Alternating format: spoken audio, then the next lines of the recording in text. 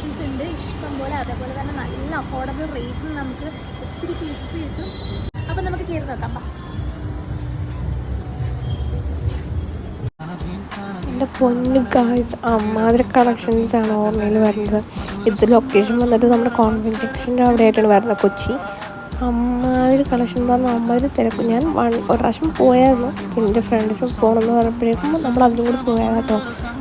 Chokers, necklace എല്ലാം അമ്മാതിരി വിലക്കുറവും അതേ കളക്ഷൻസും.